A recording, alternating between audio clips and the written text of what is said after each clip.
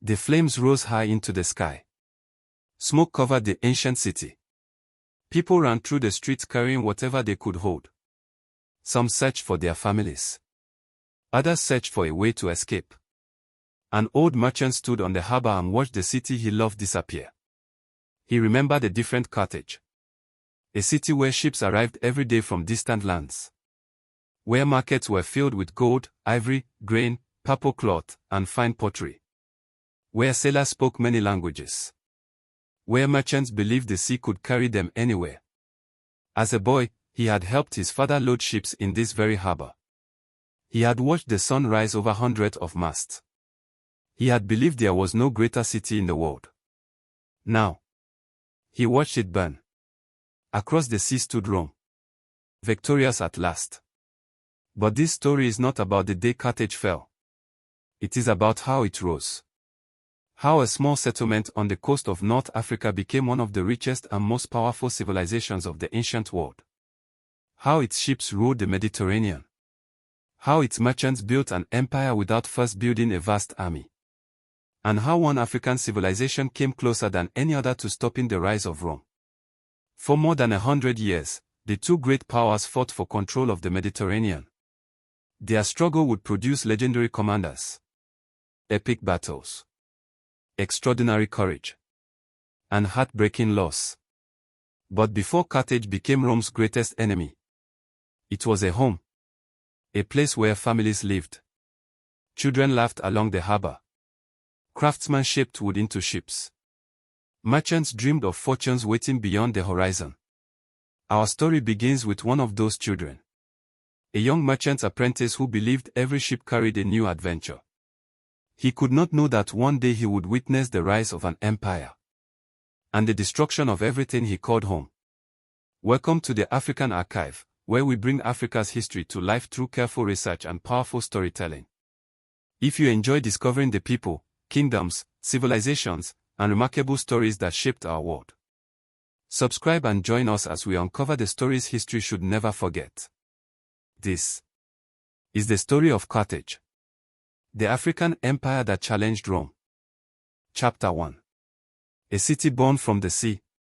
Long before Carthage became an empire, it was only a dream. A dream carried across the Mediterranean by people searching for a new beginning. According to ancient tradition, a Phoenician princess named Dido, also known as Elisa, fled the city of Tyre with a group of followers. They crossed the sea and arrived on the northern coast of Africa. There, around 814 BC, they founded a new settlement. Whether every part of Dido's story is true is impossible to know today.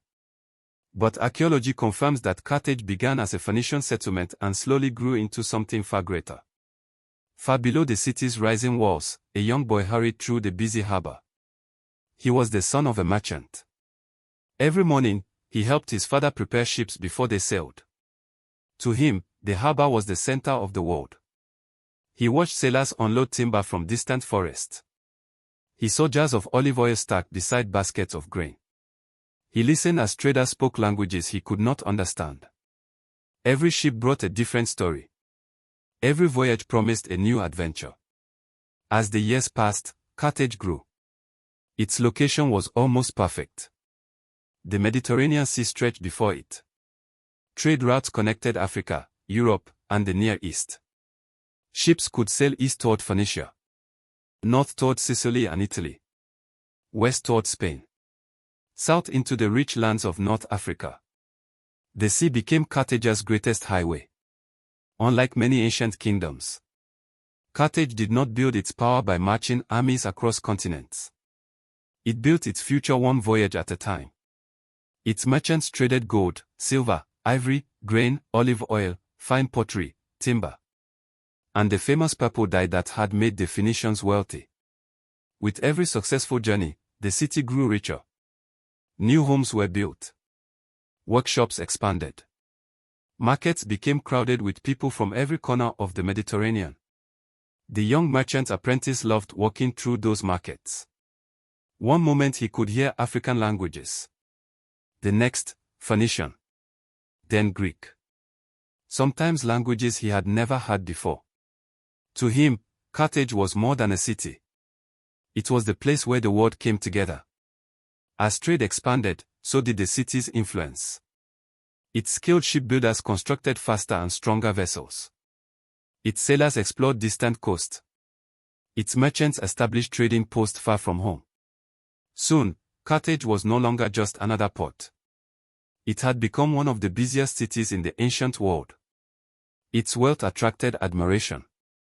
But wealth also attracts envy. Across the sea, another city was quietly growing. It was not yet an empire. Few people in Carthage paid much attention to it. Its name was Rome. One day, these two cities would fight for control of the Mediterranean. But before that happened, Carthage still had an empire to build. And the sea would carry it further than anyone could have imagined. Chapter 2. The Empire of Merchants. By the time the young merchant apprentice became a man, the harbor of Carthage had become one of the busiest places in the ancient world. Before sunrise, ships were already leaving the docks. Some sailed east. Others headed west. Many crossed the Mediterranean carrying goods to lands the young merchant had only dreamed about as a child. For Carthage, the sea was more than water. It was life. It connected distant cities. It carried ideas. It created friendships. And it made the city rich. Unlike many ancient powers, Carthage did not build its empire by conquering every land it saw.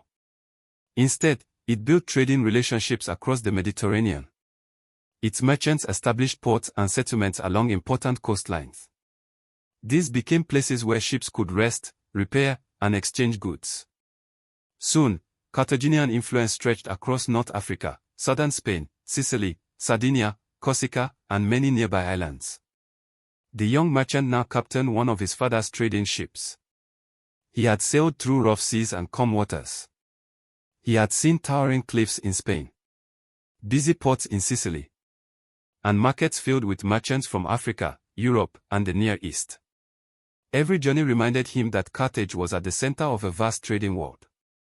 Back home, the city continued to flourish. Its shipbuilders became famous for their skill. Its craftsmen produced fine metalwork, pottery, jewelry, and textiles. Its engineers built one of the ancient world's most remarkable harbors, where hundreds of ships could be repaired, supplied, and prepared for new voyages. The city grew wealthier with every passing year. But prosperity also needed protection. So Carthage built one of the strongest navies in the Mediterranean.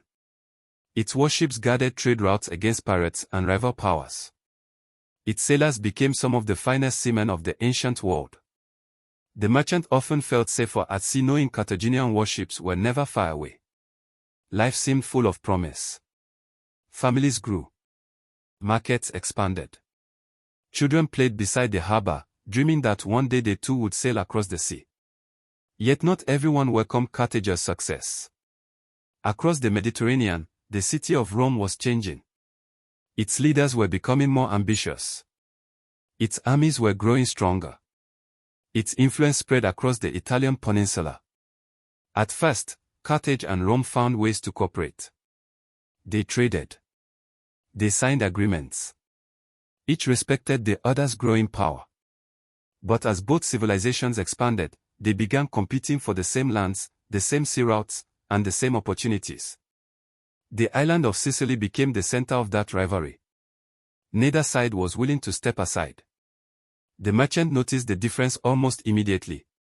Ships returned carrying fewer stories about trade and more stories about tension. Captains spoke of Roman fleets. Sailors whispered that war might be coming. For the first time in his life, the merchant wondered whether the sea that had brought so much prosperity could also bring destruction. He did not know it yet.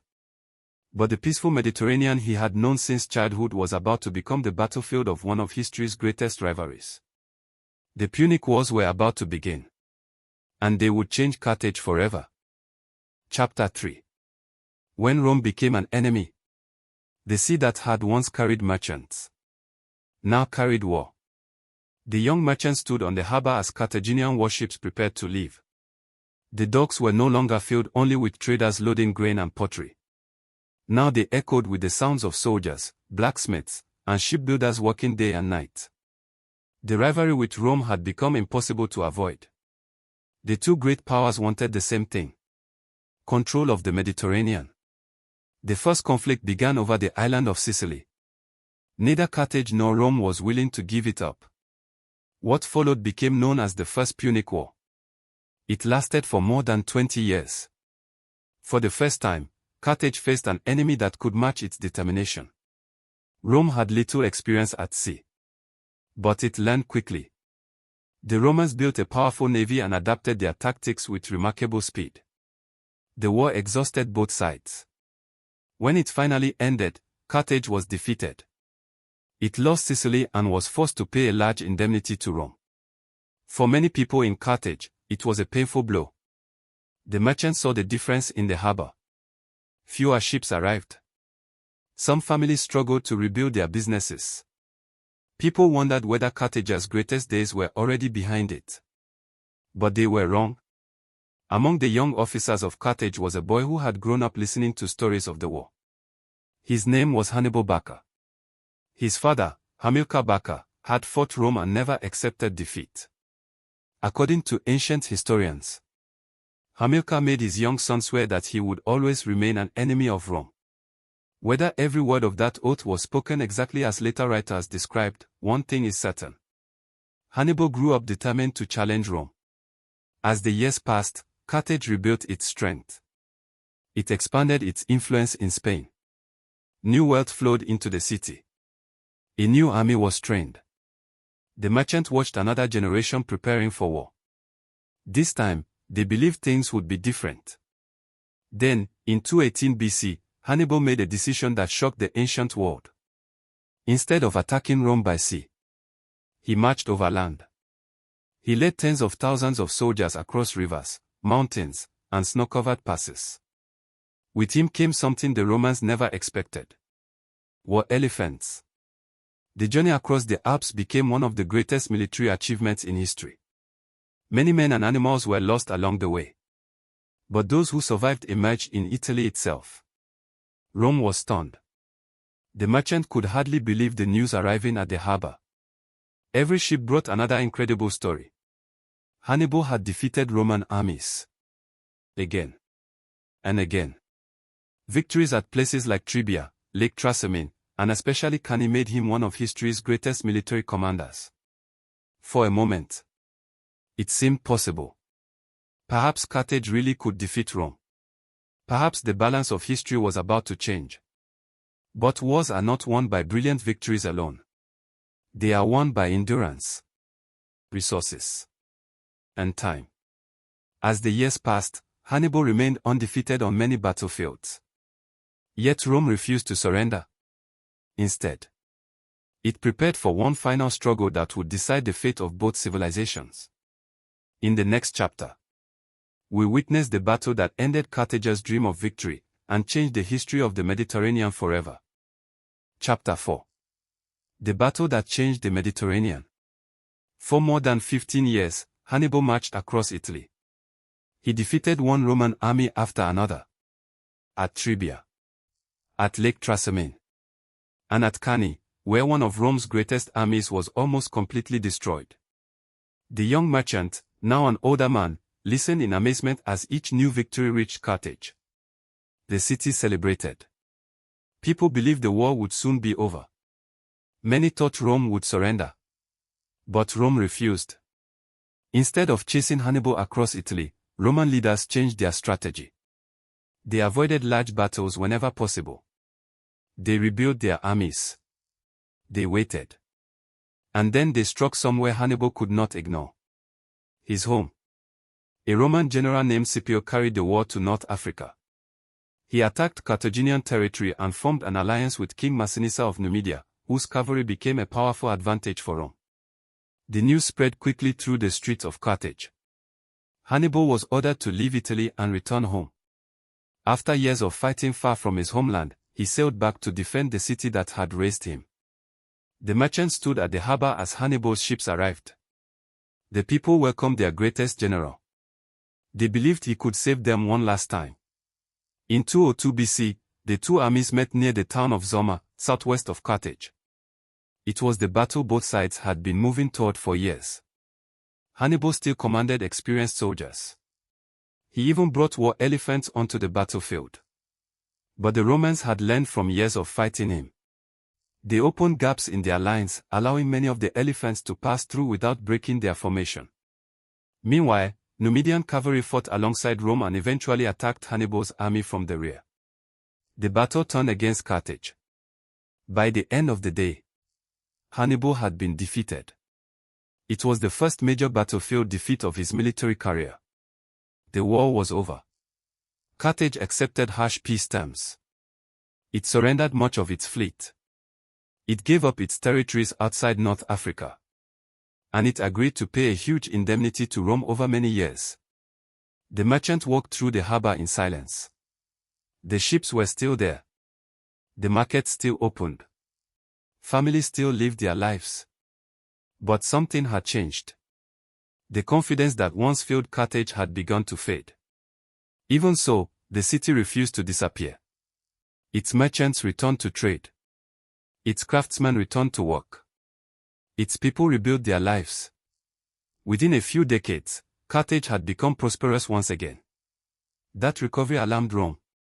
Some Roman leaders began to believe that as long as Carthage existed, it could become a threat again. They decided that defeating Carthage would no longer be enough. This time, they intended to destroy it forever. In our next chapter, we witness the final days of one of Africa's greatest civilizations, and the fall of the city Rome feared most. Chapter 5. The Fall of Carthage. For many years after the Battle of Zoma, Carthage kept its promises. It paid the heavy tribute demanded by Rome. It gave up its navy. It avoided war. Slowly, the city began to recover. The markets became busy once again. Ships returned to the harbor. Merchants crossed the Mediterranean carrying goods to distant lands. The old merchant watched with quiet pride. His city had lost a war. But it had not lost its spirit. The people worked hard. Farmers harvested their crops. Craftsmen reopened their workshops. Families rebuilt their lives. Once again, Carthage became one of the richest cities in the Mediterranean. But its success created a new problem. Some leaders in Rome feared that Carthage might one day become powerful again. One Roman senator, Cato the Elder, ended many of his speeches with the same warning. Carthage must be destroyed. To him, peace was not enough. As long as Carthage existed, Rome could never feel completely safe. Then, in 149 BC, Rome found the excuse it had been waiting for. War began once again. This was the Third Punic War. Unlike the earlier wars, this was not a struggle for control of trade or territory. It was a struggle for survival. The Roman army surrounded Carthage. No ships could enter the harbor. No food could easily reach the city. The siege lasted for nearly 3 years. Inside the walls, hunger spread. Families shared what little food remained. Men and women worked together to strengthen the city's defenses. Even children helped however they could. The old merchant walked through streets he had known all his life. The busy markets were silent. The harbor that had once welcomed ships from across the world stood almost empty. Yet no one spoke of surrender. The people of Carthage fought with extraordinary determination. House by house. Street by street. They defended the city they loved. Finally, in 146 BC, Roman soldiers broke through the defenses. What followed was devastating. Much of the city was destroyed. Many people were killed. Others were taken away into slavery. Centuries of achievement disappeared in smoke and fire. A popular story says the Romans scattered salt over the land so nothing would ever grow there again. It is a powerful image. But historians have found no reliable ancient evidence that this actually happened. What is certain is that Carthage was left in ruins. The old merchant stood on the harbor one final time. He remembered the laughter of children. The voices of sailors. The smell of fresh timber and spices. The endless ships that had once filled the sea. Now, there was only silence. Rome had destroyed the city. But it could not destroy its memory. Because the true greatness of Carthage had never been its walls. It had always been its people. And their story was far from over. In our final chapter, we discover why the African empire Rome destroyed is still remembered more than 2,000 years later. And why Carthage continues to inspire the world today. Chapter 6. The empire Rome could not erase. The city of Carthage was gone. Its walls had fallen. Its harbor lay in ruins. Its people had been scattered. To many, it seemed as though Carthage had disappeared forever. But history has a way of keeping great civilizations alive. The old merchant survived. He was no longer the curious boy who had once dreamed of sailing across the Mediterranean. He was one of the last people who remembered the Carthage that had existed before the war. Sometimes, he would sit beside the sea with his grandchildren. They would ask him, "Grandfather, was Carthage really as beautiful as people say?" He would smile. Then he would look toward the horizon. "I remember a city where the world came together. I remember ships arriving from distant lands. I remember markets filled with people who spoke many languages. I remember a place where hard work could build a future. And I remember a people who never stopped believing they could rise again." That was the Carthage he wanted them to remember. Not only the city that burned, but the civilization that lived. Today, archaeologists continue to uncover the remains of Carthage. Its streets, its harbors, its homes, its temples. Each discovery reminds us that beneath the ruins once stood one of the greatest cities of the ancient world. Carthage helped shape trade across the Mediterranean. Its shipbuilders advanced naval engineering. Its merchants connected continents. Its farmers developed agricultural methods that influenced later civilizations. Its commanders changed the way wars were fought. And Hannibal Barca remains one of history's most studied military leaders. Even Rome, its greatest rival, learned from Carthage. In time, the Romans rebuilt the city. It once again became an important center of the Roman world. Centuries later, its ruins would become one of Africa's most treasured archaeological sites. Today, visitors from around the world walk through those ruins in modern-day Tunisia. They come to remember a civilization that refused to be forgotten. Carthage teaches us an important lesson. Greatness is not measured only by how long a civilization survives. It is measured by the ideas it leaves behind, by the lives it changes, and by the stories that continue to inspire generations. Thank you for joining us on the African Archive as we explore the remarkable story of Carthage. If you enjoyed this documentary, subscribe to the African Archive and turn on notifications. Together, we'll continue uncovering the people, kingdoms, civilizations, and remarkable individuals who shaped Africa and helped shape the world. Because before Rome became the master of the Mediterranean, there was another great power across the sea. An African civilization built by merchants, strengthened by sailors, defended by warriors, and remembered by history. That civilization was Carthage.